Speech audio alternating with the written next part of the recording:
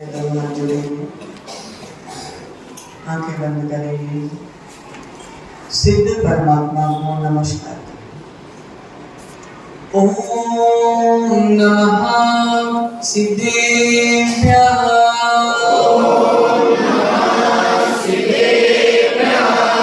ओम नमः सिद्धेभ्यः। ओम नमः सिद्धेभ्यः। नमो अरिहन्ताणं नमो सिद्धाणं नमो आयरीयाणं नमो वज्रायाणं नमो लोये सौप्रसाहूणम्।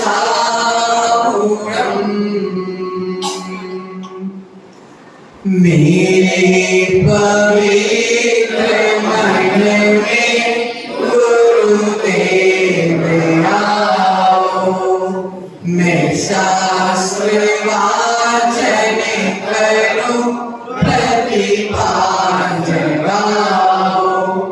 अरिहंत भाषित सभी शुद्ध देवताओं,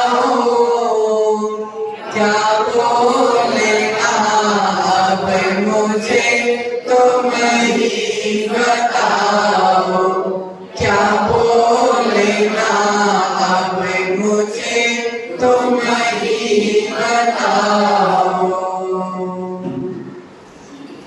जब ये अनंत अनंत सिद्ध परमेश्वरी भगवान की देखो अरुण अंकल नहीं उनकी कमी नहीं होने देना है ना। जय बोलिए देवादिदेव 1008 श्री आदिनाथ भगवान की जय।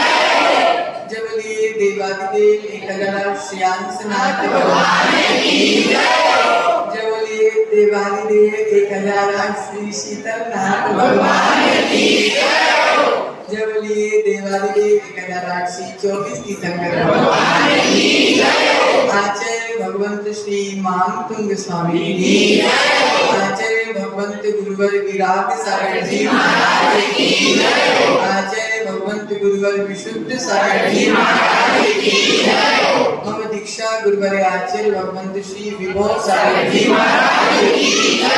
अहिंसामयी विश्व जैन की जय। उनके मुनि श्री सागर जी महाराज की जय। सागर जी महाराज की जय। प्रियात्मन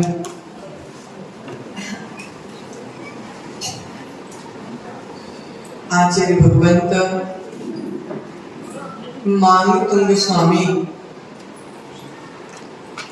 के भीतर भीतर कितने परिणामों की विशुद्धि बढ़ती जा रही थी, कितने भीतर के भाव उज्जवल होते जा रहे थे और कैसे भावों से जिनेंद्र भगवान की भक्ति करी तो बाहर के ताले अपने आप टूट गए। जिनेंद्र भगवान की भक्ति की अचिंत्य शक्ति के विषय में कल अपन ने समझा था प्रथम काव्य के आश्रय से। आज अपन दूसरे काव्य पर प्रवेश करते हैं। यह संस्तुतः सकल वाङ्मय तत्त्व बोधा,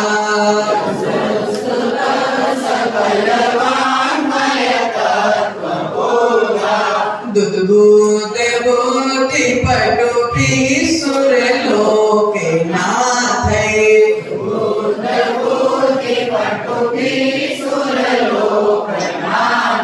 स्तुतैर् जगत्त्रितय चित्त हरै रुदारै।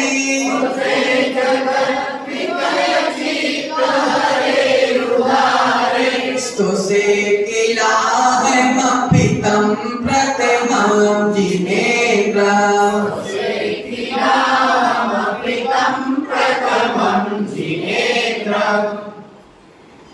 संपूर्ण शास्त्रों का जिन्होंने ज्ञान प्राप्त करने से संपूर्ण वांग्मय का ज्ञान प्राप्त करने से जिनकी बुद्धि अत्यंत प्रखर हो गई। क्या प्रखर हो गई? बुद्धि प्रखर हो गई। संपूर्ण वाङ्मय के ज्ञान प्राप्त करने से जिनकी बुद्धि अत्यंत प्रखर हो गई है, ऐसे देवेंद्रों ने तीनों लोकों के प्राणियों को चित्त को आनंदित करने वाले सुंदर स्तोत्रों के द्वारा प्रभु आदिनाथ की स्तुति की।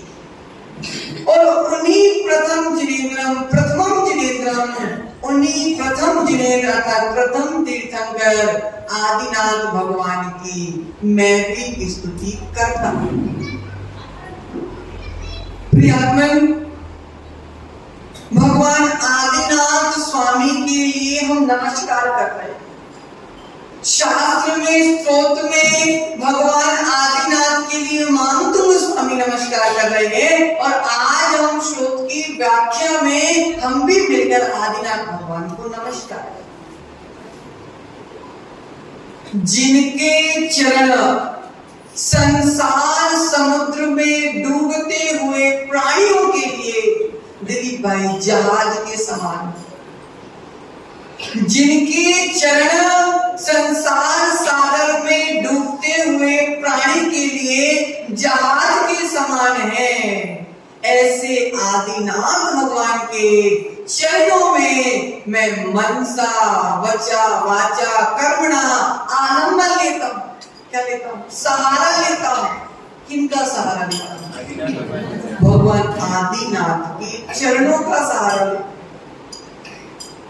आत्मन, प्रभु आपके ही भरोसे मतलब भंवर में नैया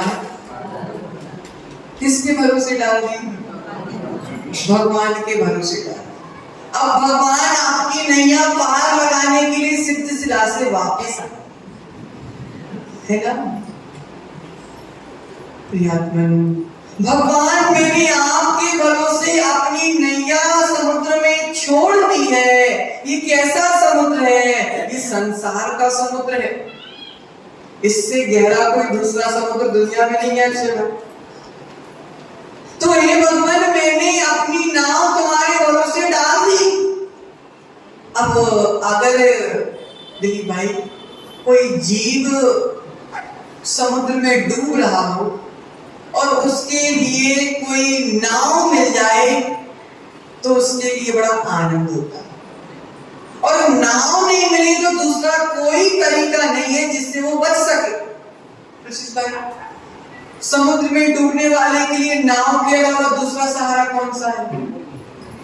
कोई दूसरा सहारा तो नहीं है। जिस प्रकार अगर कोई जीव समुद्र में डूब रहा है तो उसके लिए नाव के अलावा कोई दूसरा सहारा हो नहीं सकता, प्रियमन, उसी तरह हम भी संसार सागर में डूब रहे हैं। हमारे लिए भी आदिनाथ भगवान के चरणों के अलावा दूसरा सहारा कोई हो नहीं सकता। प्रियमन, समुद्र में कोई गिर जाए, फिसल जाए, उसके लिए अगर कोई नाव मिल जाए तो बड़ा आनंदित होता है। उसी प्रकार अजित भाई, हमारा पैर भी फिसल ना जाए, हमारा पैर भी फिसल ना जाए, हम नरक के समुद्र में ना डूब जाए, हम तिर्यंच गति के समुद्र में ना डूब जाए। पैर अगर फिसल गया तो कौन बचाने वाला है? कौन बचाने वाला है? ये आदिनाथ भगवान के चरणों का सहारा ही हमको सहारा देने वाला है। राग के समुद्र में, द्वेष के समुद्र में, विभाग परिणामों के समुद्र में हम अनादिकाल से डूबते आ रहे हैं। संसार ये बाहरी संसार नहीं है अक्षय भाई, ये बाहरी संसार तो दूर की बात, मेरा संसार तो मेरे भीतर बैठा हुआ है। जो मेरे परिणाम चल रहे हैं, जो मेरे कलुषित परिणाम चल रहे हैं, जो मेरे बुरे परिणाम चल रहे हैं, यही तो मेरा संसार है। तब तक का संसार जब तक स्वभाव की प्राप्ति नहीं हुई। संसार कब तक का दिलीप भाई? जब तक स्वभाव की प्राप्ति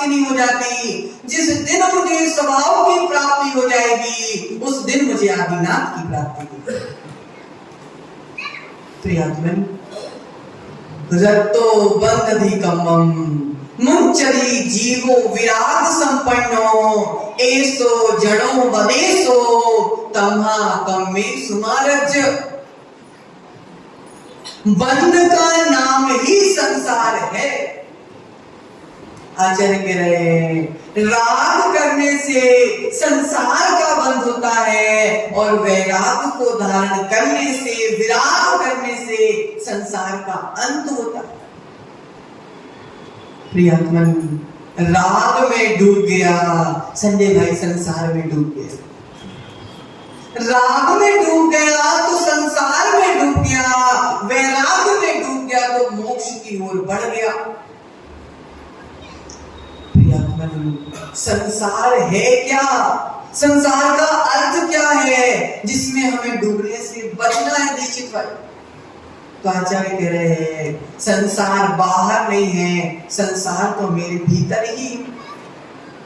आचार्य भगवंत मांगतुंग स्वामी अपनी आत्मा के बाहर तो संसार को देखते ही नहीं है। मांगतुंग स्वामी भव जले पतिताम जनानाम। भव की 4 प्रकृतियां हैं भैया। कितनी प्रकृतियां हैं मनोज भाई? भव की 4 प्रकृतियां हैं।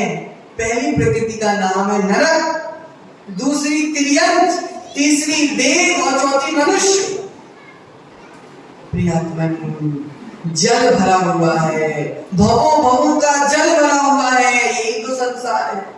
इन 4 गतियों का नाम संसार है और जिस पंचम गति की प्राप्ति हम करना चाह रहे हैं वह मोक्ष रूपी गति संसार से बाहर है। प्रियतमन आचार्य कह रहे हैं विभावों में डूबना ही संसार में डूबना है। विभावों में डूबना ही संसार में डूबना है और स्वभाव में डूबना ही संसार से पार होना है। प्रियतमन स्वभाव ही पार लगाता है। अजित भाई कौन पार लगाएगा तुमको? कौन पार लगाएगा? बेटा तो नहीं लगाएगा पार। बेटे से बोलते तो नहीं हो कि बुढ़ापा आ गया है अब तुम मेरी नैया पार लगा देना। बेटे की माँ से तो नहीं बोलते कि तुम मेरी नैया पार लगा देना। कौन लगाएगा पार? स्वभाव ही पार लगाएगा और विभाग ही तुमको इस संसार में डुबाएगा। अपना चिंतन ही अपन को डुबाता है और अपना चिंतन ही अपन को पार लगाता है, अन्य कोई नहीं करता। अगर मेरा चिंतन शुद्ध चिंतन चल रहा है तो मेरा नैया पार होना निश्चित है और मेरा चिंतन अगर अशुभ चिंतन चल रहा है तो मेरी नैया डूबना निश्चित है। चिंतन किसका दिलीप भाई है? आत्मा का चिंतन। किसकी आत्मा का? स्वयं की आत्मा का। मैं ही पार लगाने वाला हूं और मैं ही डुबाने वाला हूं।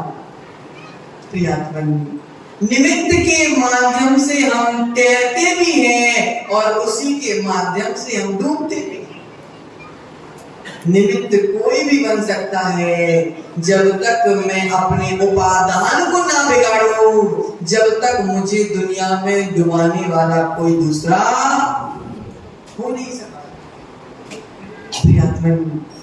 मैंने तेरे भरोसे आदिनाथ भंवर में नैया डाल दी। आचार्य कहते हैं तुमने भगवान के भरोसे नैया डाल दी।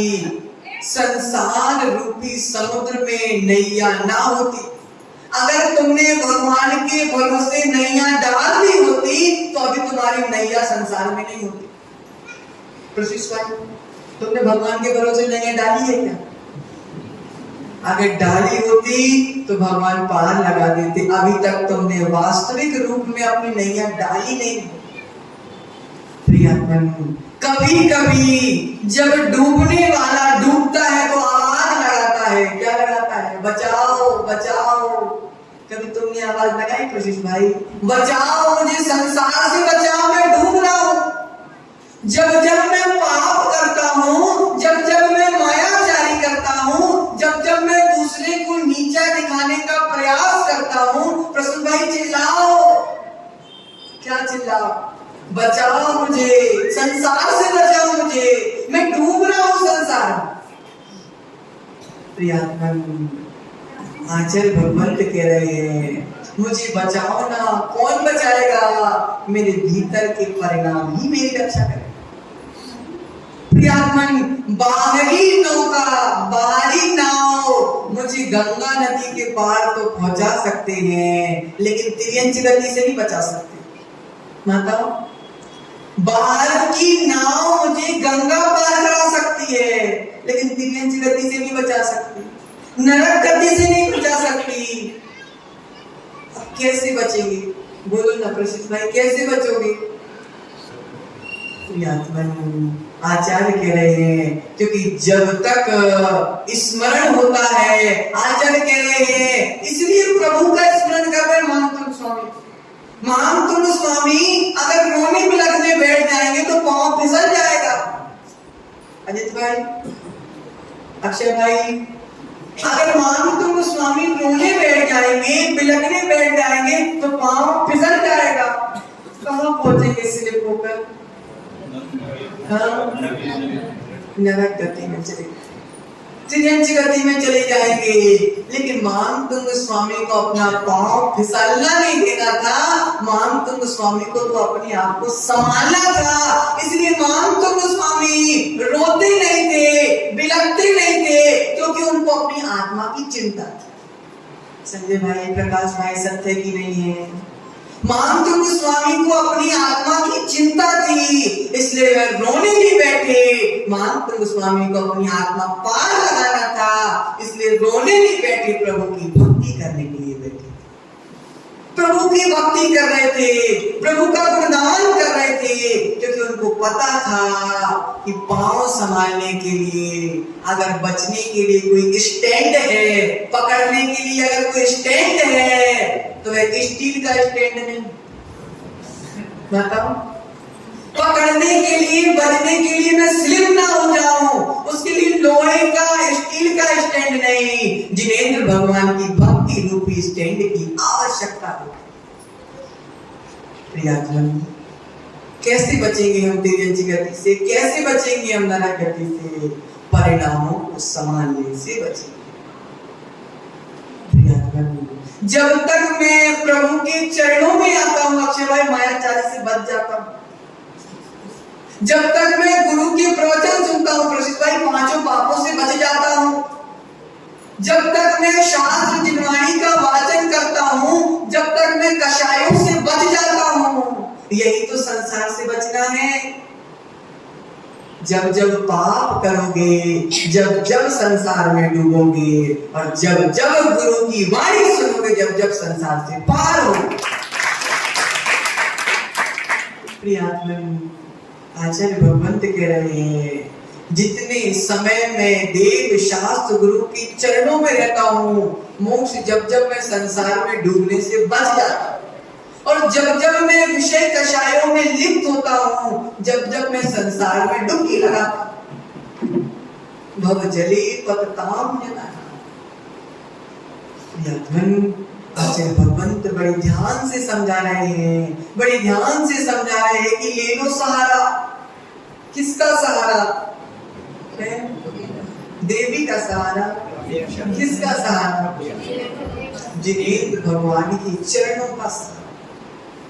प्रियात्मन आचार्य भगवंत कह रहे हैं भक्ति की धारा में बहना, लेकिन अंधे होकर नहीं बहना। बताओ, भक्ति की धारा में बहना, लेकिन अंधे होकर नहीं बहना। भगवान के भरोसे रहने वाले के ऊपर भगवान भी भरोसा नहीं करते। बताओ, जो राम के भरोसे रहता है, राम उस पर भरोसा नहीं करते। अब महाराज पहले कह रहे हैं कि भगवान का सहारा लेना है, भगवान के भरोसे नैया डालना है, और महाराज अब कह रहे हैं कि जो भगवान पर भरोसे, भगवान के भरोसे सब छोड़ देता है, भगवान उस पर भरोसा नहीं करते। भगवान के ऊपर नहीं छोड़ना है। भगवान के चरणों का सहारा कौन सा? जाओ रसूलुल्लाह इस्लाम भगवान के चरण पकड़ लो, बिल्कुल नहीं छोड़ना। बच जाओगे क्या संसार से? माताओं, जाओ श्री भगवान के चरणों को पकड़ प्रिंस भाई, अब भगवान के चरणों का सहारा है तो फेविक्विक लगा के चिपका लूंगा। प्रियात्मन, यहाँ पर भगवान के चरणों से आश्रय है कि भगवान ने जो आचरण किया है वो अपनाना है। दिलीप भाई, उल्टा अर्थ नहीं लेना, नहीं तो तुम अनादि काल से जो करते आ रहे वही करते रह जाओगे। भगवान के चरण पकड़ लिया अब हम संसार सागर से पार हो जाएंगे, नहीं। चरण का मतलब है आचरण।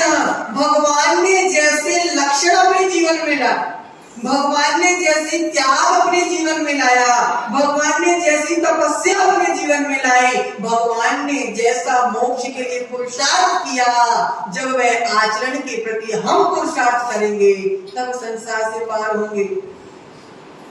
प्रियात्मन, आचार्य भगवंत कह रहे हैं आचरण हमको डूबने से बचाए। क्या बचाएगा डूबने से? आचरण हमको डूबने से बचाएगा, और भगवान के बताए गए जो मार्ग से विरुद्ध चलेगा उसका संसार में डूबना 100 नहीं 110% निश्चित। प्रियात्मन, आचार्य भगवंत ने क्या बनाया? नहीं तो दिलीप भाई सोच रहे होंगे कि देखो भगवान के चरण सहारे हैं तो आज ही मैं सुनार की दुकान में जाकर सोने के चरण बनवा लूंगा। आदित्य भाई कहते तुम सोने के बनवाओगे, हम हीरा के बनवा लेंगे, अब दिन भर पकड़ के बैठे रहेंगे। ओहो, आचार्य भगवंत कह रहे हैं ना सोने के चरण तुमको संसार से बचा पाएंगे, ना हीरे के चरण तुमको संसार सागर से बचा पाएंगे। चरण अगर कोई है तो भगवान का आचरण, सम्यक दर्शन, ज्ञान, चारित्र्य ही मोक्ष मार्ग। क्या बचाएगा तुमको संसार से? अच्छे भाई, तो किसके चरण बनवाओगे? बोलो ना, किसके चरण बनवाओगे? चरण का सहारा लेना है, किसके चरण बनाओगे? अब इनने तो हीरे के बनवा लिए, इनने सोने तुम चांदी के। ओहो, न सोना काम आएगा न चांदी काम आएगी। आचार्य कह रहे हैं सम्यक दर्शन, ज्ञान, चारित्र्य ही काम आएगा। ये रत्नत्रय ही सहारा है, ये रत्नत्रय का आचरण आदिनाथ ने किया है, और जो जो इसका आचरण करेगा वो इस संसार समुद्र से निश्चित पार। प्रियात्मन, चांडाल की कहानी सुनी ना तुमने? जिस चांडाल ने अष्टमी और चतुर्दशी को किसी को फांसी पे नहीं चढ़ाऊंगा ऐसा नियम ले लिया था, राजा ने आदेश फरमाया कि आज तुम्हें राजपुत्र को फांसी पे चढ़ाना है। चांडाल ने बोला कि राजन आज अष्टमी है, मेरा नियम है कि मैं आज किसी भी जीव को फांसी पे नहीं चढ़ाऊंगा। चांडाल के भी कोई नियम होते क्या? चांडाल भी नियम लेता है क्या? राजा ने बोला मेरी आज्ञा का उल्लंघन किया, फेंकवा दो इसको समुद्र में। कहाँ फेंकवा दो दिलीप भाई? समुद्र में फेंकवा दो। पहरेदारों ने उठाया और समुद्र में फेंक दिया। चांडाल चिंतन कर रहा था, जिन शासन की रीत सदा चली आई, प्राण जाए पर जिन शासन की रीत सदा चली आए, प्राण जाए पर वचन न जाए। देखो प्रसिद्ध भाई, फेंक दिया समुद्र में। स्वर्गों के देवों ने भी स्थिति देखी कि चांडाल और अपने नियम का इतना पक्का, देवों ने भी समुद्र में डूबते हुए को सिंहासन लगा दिया। डूबते हुए वीर समुद्र में सिंहासन पर बैठा दिया चांडाल को। किसकी महिमा? जो नियम का पक्का रहा, अर्थात जिसने आचरण का पक्का रहा, जो भगवान के चरणों को पकड़ने के साथ साथ भगवान के आचरण में भी जो ध्यान देता है और अपनाता है, उसके लिए संसार के लोग तो क्या अक्षय भाई, स्वर्गों के देव भी रक्षा करने के लिए आ जाए।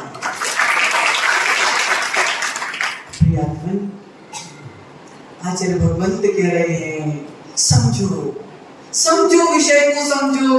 हमने अनादि काल से प्रभु तेरा सहारा, लेकिन प्रभु भगवान बनने वाले एक भी लक्षण हमारे भीतर नहीं आता। भक्तांबर का दूसरा काव्य हमको बता रहा है कि संसार समुद्र से पार करने के लिए भगवान के आचरण रूपी चरण ही सहारे। प्रियतम, जिनेंद्र भगवान के दो चरण, सकल चरण और श्रावक धर्म और मुनि धर्म। सकल रूप में मुनि पालन कर रहे हैं और विकल रूप में श्रावक पालन कर रहे हैं। ये दो ही चरण है, इन्हीं का सहारा लेना है। आचार्य भगवान स्वामी संकल्प कर रहे दूसरे काल में कि जिस प्रकार प्रखर बुद्धि वाले देवताओं ने, इंद्रों ने आपकी भक्ति की है, ऐसी भक्ति मेरे भी करने के भाव जग रहे। क्योंकि इस भक्ति के अलावा मुझे जीवन में संघर्षों से लड़ने के लिए शक्ति दुनिया में कोई देने वाला नहीं है। मोक्ष कितने भी प्रोटीन पाउडर खा लेना, शक्ति नहीं आने वाली। कितने भी प्रोटीन पाउडर, कितनी भी गोलियां खाना, कितनी भी जिम में डोले कर लेना, सोले कर लेना, क्या क्या करते, शक्ति नहीं आने वाली। क्योंकि जितनी शक्ति जिनेंद्र भगवान के चरणों से प्राप्त होती है, जितनी शक्ति जिनेंद्र भगवान की भक्ति से प्राप्त होती है, वैसी शक्ति दुनिया के किसी भी कोने में प्राप्त होने वाली नहीं। आचार्य भगवंत कह रहे हैं, छोटे छोटे नियम, छोटे छोटे व्रत, छोटे छोटे आचरण एक दिन इतने बड़े हो जाते हैं कि वे छोटे से नियम भी हमको भगवान बना देता है। देखो अक्षय भाई, उस भील ने छोटा सा नियम दिया था कि मैं कौवे का मांस, लेकिन नियम में पक्का रहा, नियम में पक्का रहा, मर गया लेकिन नियम नहीं तोड़ा, उसके फल से स्वर्गों में देव हो गया। और भविष्य में क्या बन गया कुछ भाई है? देखो ना, छोटे से नियम ने भील को महावीर बना दिया। छोटे से नियम ने भील को महावीर बना दिया, जिसकी महाव्रतों को धारण करने की योग्यता नहीं थी। जब उसने भी छोटे से नियम के माध्यम से जब भील महावीर बन सकता है, तो खुश तुम भी महाव्रतों के माध्यम से भगवान महावीर बन सकते हो। जब भील बन गया तो मुझमें तो शक्ति है। जब भील महावीर बन गया तो क्या तुम भगवान नहीं बनोगे? अवश्य बनोगे, अवश्य बनोगे। जिस दिन ठान लोगे उस दिन चौका मार जाओगे, चौका का छक्का मार जाओगे। जिस दिन ठान लोगे और जिस दिन तुम पीछे हट गए उस दिन पीछे हटते। प्रियात्मा समझो, आचार्य भगवंत कह रहे हैं, समझो मोक्ष कौन कौन जाना चाहते हैं? प्रकाश भाई, मोक्ष जाना है? हाँ तो कहा जाना है। कैसे जाएंगे मोक्ष? घर में बैठे बैठे, फिर कैसे जाएंगे?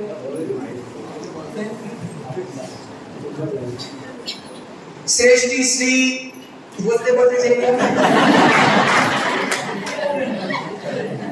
भगवान श्री हंसनाथ का जन्म मंदिर शीघ्र पूर्ण हो। प्रकाश भाई, श्री हंसनाथ का मंदिर तो बन जाए, श्री हंसनाथ भगवान का मंदिर बन जाएगा, तुम्हारी बहुत भावना है, पक्का बन जाएगा, अच्छा बन जाएगा। लेकिन एक प्रार्थना और रोज कर लिया करो कि ये भगवान आपका मंदिर खानू कॉलोनी में बन जाए, उसके साथ साथ मेरा जीवन भी एक दिन मंदिर बन जाए, मेरी आत्मा भी एक दिन परमात्मा बन जाए। तब कहीं जाकर हम मोक्ष जा पाएंगे। मोक्ष जाना तो सब चाहते हैं अजित भाई, लेकिन मोक्ष मार्ग पर चलना कोई नहीं चाहता। सबको मोक्ष जाना, किसी से पूछो कौन कौन मोक्ष जाना चाहता, हाथ ऊपर, हाथ ऊपर करो। कौन कौन मोक्ष जाना चाहता? कई तो दो बात खड़े। अब दूसरा प्रश्न, दीक्षा कौन कौन लेना चाहता? 50% हाथ नीचे। दीक्षा कोई नहीं लेना चाहता, लेकिन मोक्ष सब जाना चाहते हैं। नमक चाट रहे हो, मिठास का स्वाद चाह रहे हो। माताओं कैसे मिलेगी? मायाचारी छूट नहीं रही, हमें मोक्ष जाना है। माता मायाचारी छूट नहीं रही है, घर की चिंता छूट नहीं रही है, बच्चे के पिता से राज छूट नहीं रहा है, लेकिन कहाँ जाना है? मोक्ष जाना है। प्रियात्मा समझो, समझो आचरण भगवंत मान तुम स्वामी तुम्हारे भाग्य से लिखा है, ये वक्तांबर स्तुति मान तो तुम्हारे भाग्य से लिखा है। देखो ना, मनुमति की कहानी सुनी क्या? किसने किसने सुनी? बेटी मनुमति ने नियम ले लिया, बेटी मनोवती ने नियम ले लिया कि मैं बिना भगवान के दर्शन किए बिना और जब तक भगवान के चरणों में गज मोती नहीं चढ़ाऊंगी, जब तक मैं चारों प्रकार के आहारों में से एक भी प्रकार का आहार ग्रहण नहीं करूंगी। अब भैया राजा की बेटी थी, सेठ की बेटी थी, तो राजा ने अपने पिताजी से बोली कि पिताजी मैंने ऐसा नियम ले लिया। पिताजी ने बोला भैया तू चिंता नहीं कर, हमारे पास गज मोतियों का भंडार है। क्या है माता? गज मोतियों का भंडार है। अब बिटिया पिता के घर में कितने दिन की बिटिया? जब तक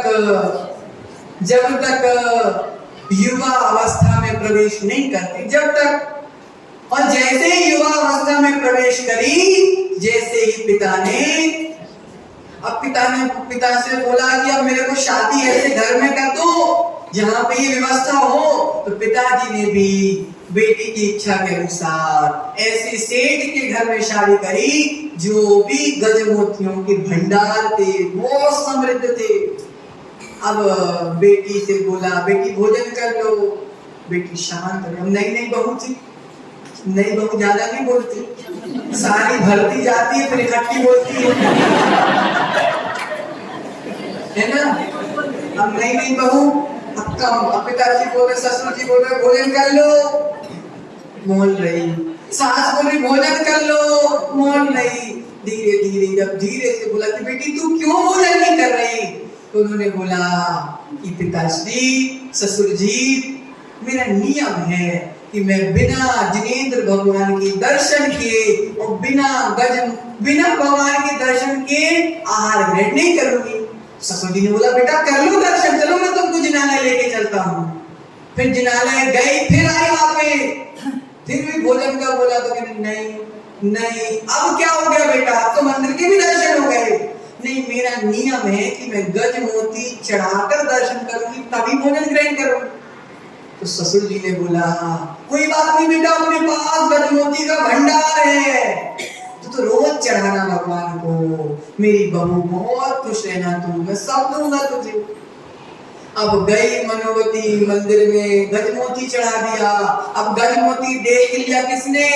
मंदिर के पुजारी ने। अब पुजारी ने देखा तो पुजारी ने सोचा इतना अमूल्य रत्न, शायद राजा मेरी परीक्षा ले रहा है कि मैं ईमानदार हूं कि नहीं हूं।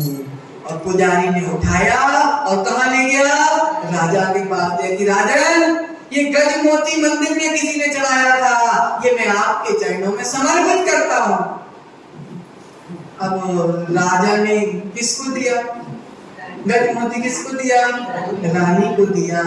अब रानी को दिया तो रानी का मन ललचा गया कि एक मोती इतना सुंदर है, राजा ने इस मोती का हार बन जाएगा तो कितना सुंदर हो। तो स्त्रियों की जमाने से आदत है, उंगली पकड़ो तो हाथ पकड़ती। तो बोला कि भैया रानी ने बोला कि राजन, ये गज मोती और इसका तो हार मुझे चाहिए है। राजा ने पता लगाया कि गज मोती किसने चढ़ाया। पता चला कि भैया उस सेठ जी की नई बहू ने चढ़ाया। अब सेठ जी को पता चला तो सेठ जी ने सोचा कि ये गज मोती का पता राजा को चल गया है, अगर राजा मेरे घर आ गए तो मेरे सारे गज मोती लूटकर। अब सेठ जी की बुद्धि काम नहीं करी और सेठ जी ने दोनों बहू और बेटे को घर से निकाल दिया और जंगल में भेज दिया। अब राजा ने पूछा किसने चढ़ाया? क्यों सेठ जी, गज मोती है तुम्हारे पास? नहीं, मेरे पास नहीं, वो नई बहू अपने पिता के घर से लेके आई थी। और बहू कहाँ? जंगल में भटक रही है। भटक रही है, भूखी प्यासी भटक रही है। जंगल में कहाँ जिनालय, जंगल में कहाँ गजमोती। देखो जीव का भाग होता है प्रशिष भाई, जीव का भाग होता है। सेठ जी के पास गजमोती का भंडार था, लेकिन बहू का भाग था। जब तक था बहू को घर से निकाल दिया, घर में रखे सारे गजमोती कोयला बन गए। क्या बन गए? कोयला बन गए। न दे पाए न स्वयं भोग पाए। अब भटक रही मनोवती, भटक रही है भूखी प्यासी, कहाँ जिनालय।